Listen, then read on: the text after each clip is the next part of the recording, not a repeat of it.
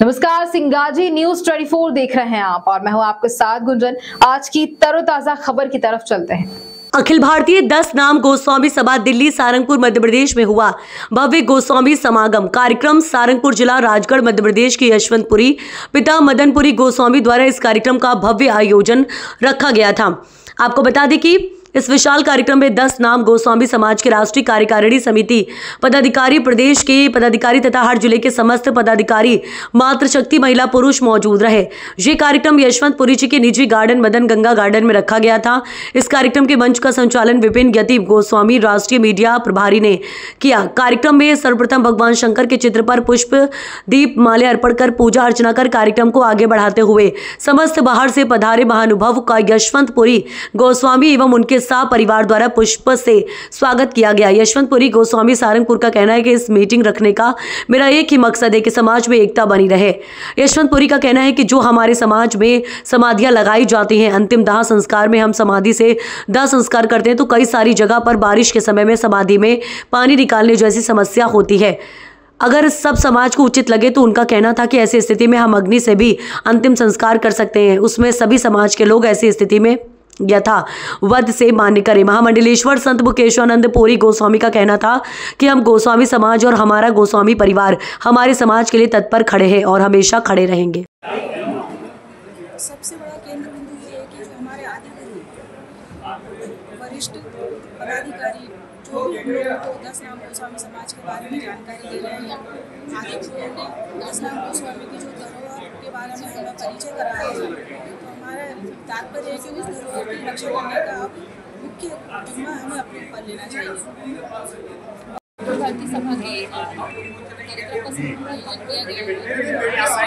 महिलाओं को जाति से ज़्यादा जोड़ने का जो जिम्मा लिया हुआ है कि अखिल भारतीय सभा द्वारा अंतर्राष्ट्रीय स्तर पर जितनी भी महिलाएं हैं उनको हम हर जिले से अपने प्रदेश से जोड़ेंगे और जो हमारी बच्ची है जो अशिक्षित हैं उनकी शिक्षा के क्षेत्र में हम आगे बढ़कर निरंतर कार्य करेंगे। अखिल भारतीय सभा हमारी महिलाओं को आगे बढ़ने का हम एक अवसर देंगे जो कि रोजगार की दिशा में भी रहेगा और हमारा एक ऑनलाइन प्लेटफॉर्म भी चलाया जा रहा है अखिल भारतीय सभा महिला कार्यकारिणी के द्वारा, जिसमें जितनी भी घरेलू महिलाएं हैं जो आगे आकर रोजगार के लिए अपना अवसर ढूंढ रही हैं कि हमें कुछ रोजगार के अवसर प्रदान किए जाए, उनको भी हम एक अपॉर्चुनिटी मुख्य रोजगार की धारा से जोड़ने का प्रयास कर रहे हैं। जी उनको जोड़ने का, और जितने भी बच्चे हैं जो अभी पढ़ के आ रहे हैं, अच्छे नंबर से पास हो रहे हैं, उनको प्रोत्साहित करने के लिए हम लोग प्रयास कर रहे हैं। उनको प्रमाण पत्र और प्रोत्साहन पत्र दिए जाते हैं, देने की कोशिश भी कर रहे हैं।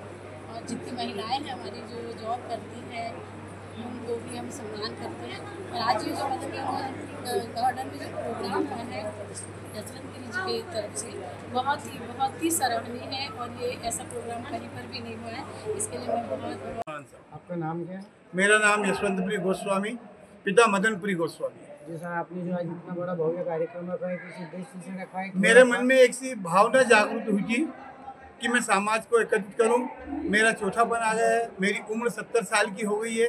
समाज हमारे लिए भगवान है, तो मैं समाज को आमंत्रित करूं और कुछ ऐसे प्रश्न हैं जो मैं अपने समाज के साथ रखना चाहता था। वो मैंने सारी जो समस्या थी मैंने अपने समाज के सामने रखी है और रखकर ये बताया है कि जब बारिश ज़्यादा होती है तो हम लोगों में समाधि लगाई जाती है। 2, 4, 5 मरतबा इस साल में ऐसा हुआ जिन लोगों की मृत्यु हुई, हम समाधि लगाने जब गए तो पानी बहुत गिर रहा था, काफ़ी परेशानी आई। समाधि लगाने में काफ़ी परेशानी आई, जीसीबी बुलाना पड़ा, दबाना पड़ा, गारा डालना पड़ा जोर से। तो अन्य लोगों को बड़ा अजीब लगा। मेरे मन में भावना आई कि हम लोग भी क्यों ना दाह संस्कार अग्नि द्वारा करें और समाज को पूरी तौर से समझाएं कि भैया जब जब ऐसा मौका आता है तो हम जो है दाह संस्कार अग्नि द्वारा कर सकते हैं, अन्यथा अगर अच्छा समय रहता है तो हम समाधि दे सकते हैं। ये मेरा उद्देश्य था। दूसरा उद्देश्य उसमें अहम फैसले लिए गए, तो आप किस नज़रिए से देखते हैं, समाज को किस नज़रिए से आप जागरूक करेंगे और क्या संचार पैदा करेंगे युवाओं में?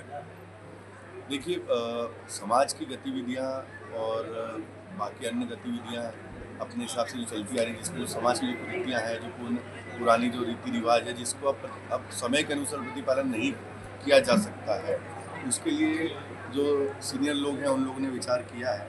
हम युवाओं की शक्ति के हिसाब से, मातृशक्ति के हिसाब से हम लोग को जो दायित्व दिया गया है कि युवाओं को आगे लेके आना है। समाज में जितना ज़रूरी पढ़ाई उतना ज़रूरी हमारे समाज के प्रति जागरूकता भी ज़रूरी है।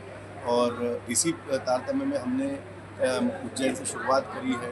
वेद पाठी बच्चों को 10 में जो गोस्वामी समाज के बच्चे हैं उनको कर्मकांड रुद्रपाठ के लिए हमने जो है सिखाना शुरू किया है, ताकि वो भी इस विधा को समझें, क्योंकि हमारे जो जड़ है वो तो यही है ना।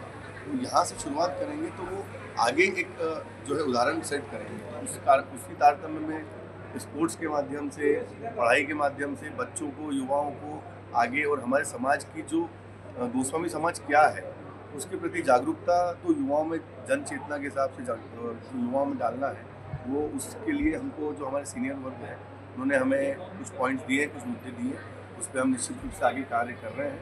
विभिन्न प्रकार की चर्चा होती है, क्योंकि अब उज्जैन में ये स्थान गोस्वामी समाज के लिए राजेंद्र भारती जी के द्वारा कुछ विसंगतियाँ थी जमीन को लेने में।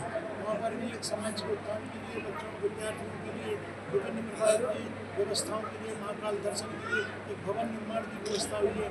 अयोध्या में हुई है, नागपुर में हुई है, छिंदी में हुई है। ऐसे विभिन्न स्थलों पर गोस्वामी समाज के भवनों के निर्माण की प्रक्रिया प्रारंभ हुई है। और एक और यूथ विंग के राष्ट्रीय अध्यक्ष जी ने एक निर्णय किया है, उसका भी हम परिपालन निरंतर कर रहे हैं कि मध्य प्रदेश में जितने भी जिला मुख्यालय हैं उनमें शंकराचार्य चौक या शंकराचार्य जी की मूर्ति की स्थापना करने का कार्यक्रम हमारा है। उज्जैन से प्रारंभ हो गया है, नरसिंहपुर में भी हमारे यहाँ शंकराचार्य चौक की घोषणा हो गई, शंकराचार्य मूर्ति लगना है। उज्जैन में भी मूर्ति लगना है और चौक की घोषणा वहाँ हो गई।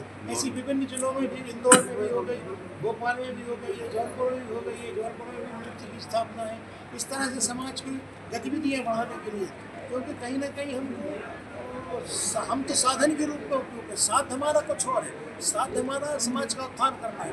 तो साधन के रूप में हम लोगों का उपयोग करते हुए, समाज के विभिन्न वर्गों का उपयोग करते हुए इस क्रम को आगे बढ़ाने के लिए काम कर रहे हैं। हमारे वेद पाठी भी तैयार उज्जैन में हो रहे हैं।